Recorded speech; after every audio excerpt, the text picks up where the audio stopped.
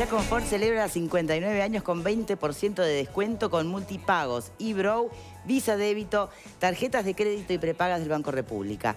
Mira, hidrolavadora Energy por solo $60. Ahí la tenés. Llama ya a Vía Confort 2507-3883.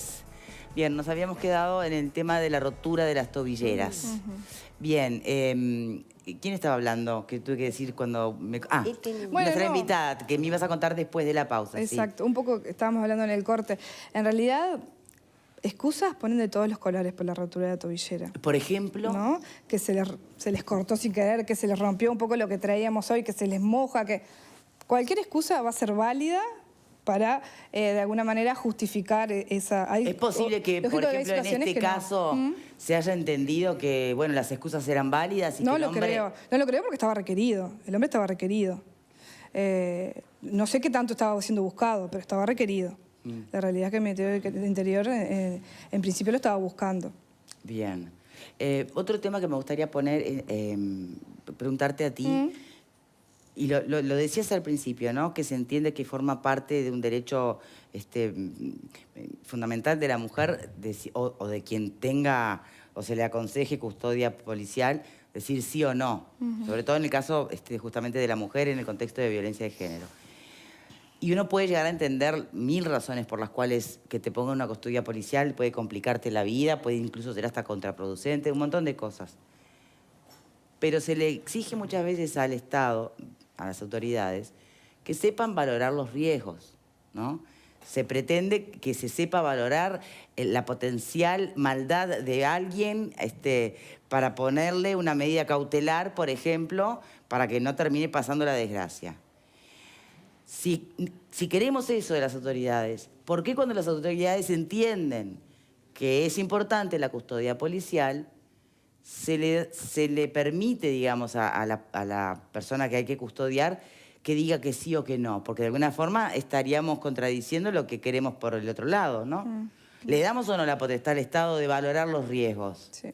Yo creo que en ese sentido es imposible obligar a una mujer a que tenga una custodia policial si ella no lo quiere.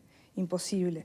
Está claro, por más que me ha pasado incluso en audiencias, ¿no?, de considerar que el riesgo es tal que necesita sí o sí inexorablemente esa custodia policial porque va a quedar en una lista de espera para la tobillera. No olvidemos que la custodia policial es una medida provisoria en espera de la tobillera. Claro. Pasa que muchas veces la mujer renuncia expresamente a la custodia policial por diversos motivos, fundamentalmente laborales, ¿no? Porque a veces se pone en riesgo hasta la fuente laboral teniendo una custodia policial. En los más diversos ámbitos, ¿no? Me ha pasado de enfermeras, de médicas pediatras que trabajan en CTI, como pasó con Virginia, que ella trabajaba independiente en un kiosco. Es muy complejo eso y hasta es entendible, digo, porque me resulta entendible. Pero ahí no podría coordinar, a ver, porque tampoco tiene lógica o carece de sentido común ante las realidades, que no haya una coordinación posible entre la fuente laboral de la persona que necesita custodia, ¿no?, y autoridades. Porque, a ver, acá estamos hablando de que hay una persona que está en riesgo de vida. Totalmente. Por lo tanto, no, un empleador incomodar a su trabajadora porque necesita custodia. Digo, no están como... No veo que esté integral el abordaje del tema. No, sí, totalmente de acuerdo, porque termina vulnerando los derechos de la propia víctima. Está clarísimo. El tema es que en el ámbito laboral hay diversos, ¿no? Hay quien hace changas, quien trabaja en una casa y trabaja negro, o sea, es muy complejo abordar todo ese ámbito laboral. Laboral es uno de tantos. Yo tuve una situación que la mujer tuvo custodia varios meses, no pudo ir a fiesta, iba a misa todos los domingos, no podía ir a misa. Digo, se genera como una cuestión bastante vulnerable, ¿no?, de los derechos de la propia mujer. En todo caso, ¿por qué no se debate entonces si la custodia tendría que ser al potencial victimario? Sí, no a la víctima, ¿no? Sí, ese es otro tema. Yo ahí, en realidad, no estoy de acuerdo en que la custodia sea al agresor. ¿Por qué? Porque entiendo que la custodia es una medida de protección y no de reprimenda. Si ese hombre necesita una custodia, porque tiene que estar procesado con prisión. No, ¿por qué esa es la lectura? Porque en realidad, porque en realidad reviste un riesgo. Sí, pero la custodia policial, tú no olvides que a veces el victimario no solo es capaz de agredir directamente él a la víctima, él puede mandar a agredir a la víctima también. Es muy complejo. Claro. No sería, no lo veo posible en ese sentido. O sea, ha pasado y este año. Tercero, claro, no lo había pensado. También puede pasar. También, Sí, puede mandar un sicario. Sí, está claro. Bueno, pero que tampoco se pueden abordar todos los escenarios posibles. A ver, Pepe. En el victimario. Y más en este caso se dispone la custodia porque él rompe la segunda tobillera y no se lo apresa. Pero frente al punto de, si no lo hace él y la quiere matar, manda un tercero, también como dice Alfredo, lo puede hacer desde la cárcel. Pero tampoco se puede estar pensando en todos los escenarios posibles. Para Pepe, por favor. Sí, no debería haber colocación de segunda tobillera porque ya en la primera tendría que ir a prisión. Totalmente de acuerdo. Después lo otro, una cuestión de sentido común que no es técnica como tu caso, pero que yo quisiera expresar. Cuando hay una amenaza, por lo general siempre se custodia a la persona que fue amenazada. ¿Por qué? Porque se desconoce de dónde proviene la amenaza. Porque la mayoría de las veces puede ser una amenaza, no sé, un narcotraficante amenazando a un policía. Sí. Bueno, ¿qué voy a ir a la asociación de narcotraficantes y poner la custodia ahí? No, se custodia a la posible víctima. Ahora, acá sabemos quién es el que amenaza. Entonces, si vamos a destinar un recurso, como es un policía, al lado de una mujer, pero yo lo mando con el que amenaza. ¿Y por qué se tiene que revictimizar la mujer? Pero es lo que te acaba de plantear ella. Pero pará. Si manda otro, no importa. Bueno, sí. Lo tenés al policía parado al lado del hombre y en realidad... Está bien. Viste que estaba requerido y no lo encontraba. Sí, pero claro, ¿por qué la mujer tiene que sufrir los problemas en el trabajo, de que la estigmaticen? Que le pase al hombre, que le pase al que amenazó, que sea problema del empleador del que amenazó, que diga, no, muchacho, vos acá no puedes trabajar porque amenazaste a tu mujer. Si es por eso. A mí, lo que puede mandar a otro puede pasar con la tobillera también. Tengo la tobillera y contrato un sicario. Eso de que puede mandar a otro es imposible de evitar bajo ninguna circunstancia. Si el hombre está dispuesto a que maten a esa mujer, me parece que ni con tobillera ni con nada, así que por tercera persona, ¿no? Lo que yo coincido con Pepe, al primer corte de tobillera va para adentro. No puede ser, segundo, más tobilleras porque hay gente, no puede haber lista de espera de tobilleras, tendrían que estar activas. Y a mí lo que más me preocupa es lo otro, es lo que dijo Selva, de que la mitad de los femicidios que se cometieron, o un porcentaje muy alto, el 80% no han sido denunciados antes. Ese es el tema de fondo, porque en definitiva esas mujeres, que no es de buenas a primera, la pareja le da por ser violento un día. Hay una sucesión de hechos que se van dando y esas mujeres no han denunciado por miedo, por dependencia, porque se sienten culpables. Es decir, en definitiva, no hay empoderamiento de esas mujeres. Se visualizan como víctimas. La naturalización de la propia violencia. Entonces me parece que el gran problema ahí es que tenemos que decir que las tobilleras creo que están fuera de discusión. No hay costo, pues una vida vale más que cualquier otro costo, ¿está? Tobilleras para todo el mundo, la rompes, va para adentro, no hay vuelta. Pero me parece que hay que seguir trabajando porque las mujeres que son víctimas de violencia se sientan capaces de denunciar y para eso tienen que sentirse protegidas. Porque si yo voy a denunciar y me ponen en lista de espera, no me dan custodia y el tipo que me amenaza sigue, me corta la plata, me pega... Vamos a entendernos. A mí me parece que cuando aterrizamos en la realidad es cuando se achica el margen de discusión y de debate.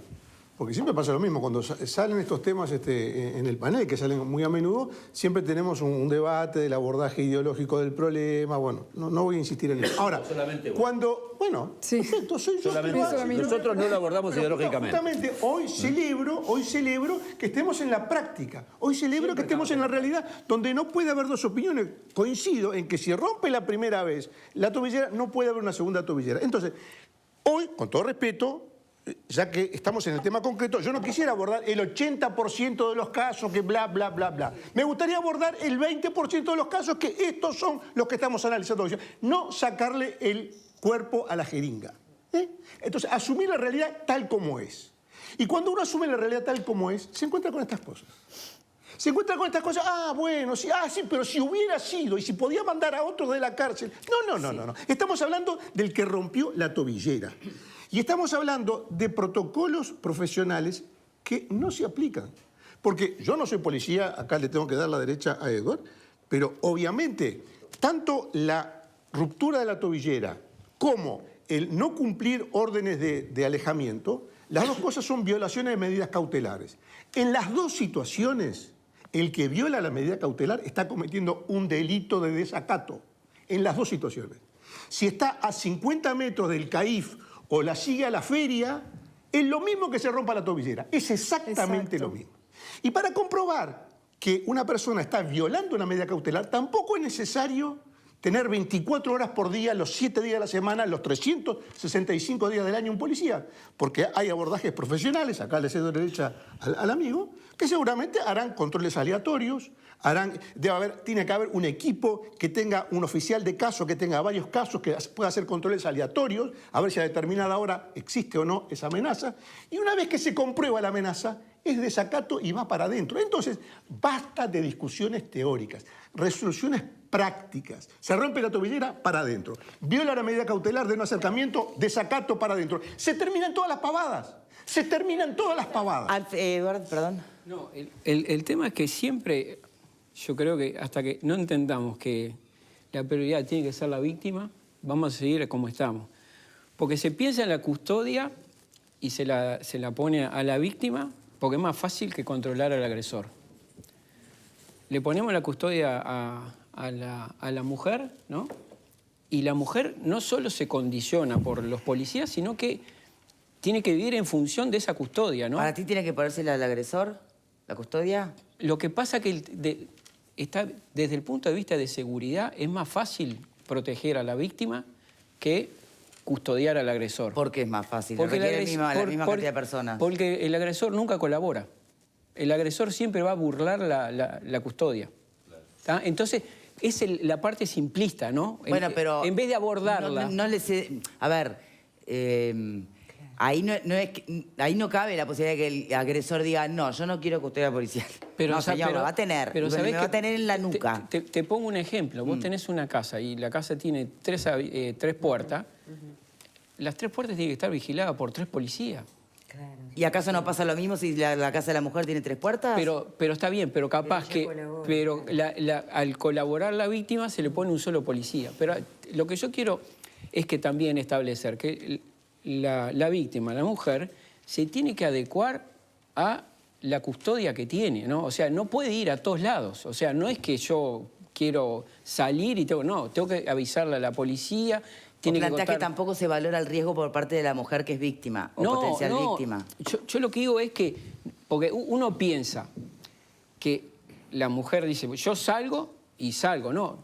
Tiene que coordinar con los policías a ver dónde sale, porque si esa mujer... Claro, pero entonces la propia potencial víctima en concreto, porque por algo le ponen la custodia, le complica la vida por otro lado también.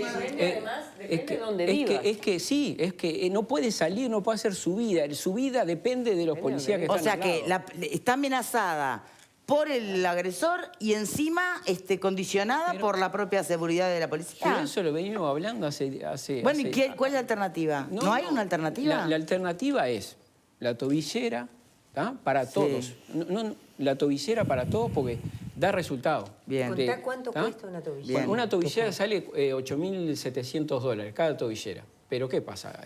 ¿Precio real? Precio real. ¿Hecha dónde? En Uruguay. Porque se compra yo no puedo creer que en Uruguay hagamos tobilleras a ese valor. El tema es ese, ¿Se puede ¿no? importar más barata o no? No, yo no puedo creerlo. No se puede importar por pregunta. Bueno, ¿confiarías en una Made in China? Es como... Sí, yo sí, porque entre no tener nada y tener... Pero después está lo otro, mirá. En el 2018 más o menos se rompieron 40 tobilleras, ¿no? De los cuales, si rompés la parte de abajo, la de unión, el ministerio tiene que reponerla y tiene que pagar $1.500. Si rompe el transmisor, son $3.000, ¿no?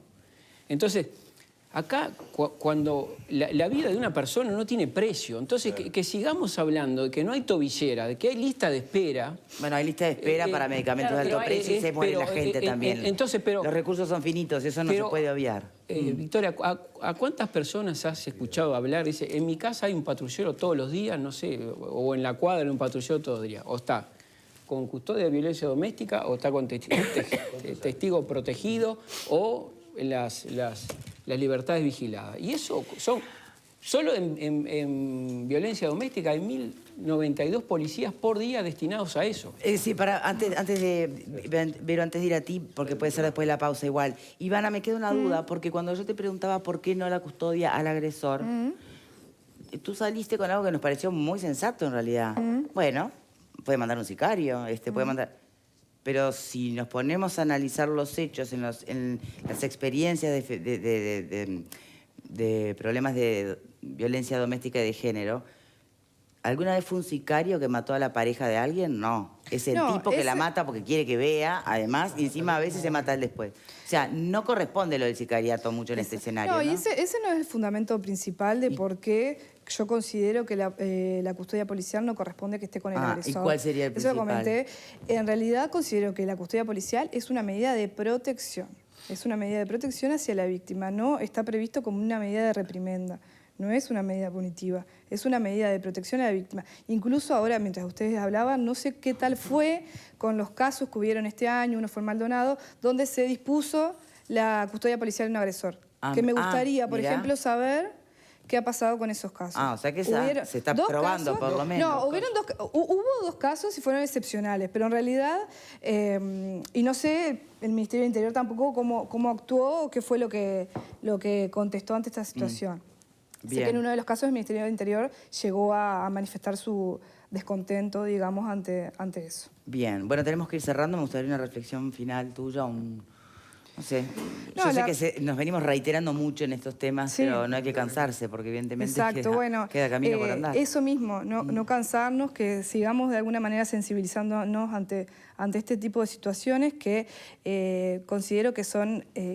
las situaciones más extremas, pero las situaciones de violencia basada en género se viven diariamente hacia las mujeres. De alguna manera reconocer que eso existe y que, bueno, que sobre todo el sistema de administración de justicia entienda que estamos ante delitos que son graves, que tienen que ser calificados como tal, son delitos, y que de alguna manera la valoración de la prueba del proceso vaya de la mano con los derechos humanos de las mujeres. Bien. Muchísimas gracias por habernos acompañado. Gracias a ustedes. Ella es abogada, especialista en temas de violencia de género, Ivana Mansolido Falero. Muchas gracias. Se pausa y cuando regresemos vamos con las reflexiones finales. Vero, empiezo por vos. Ya venimos. Entre el olvido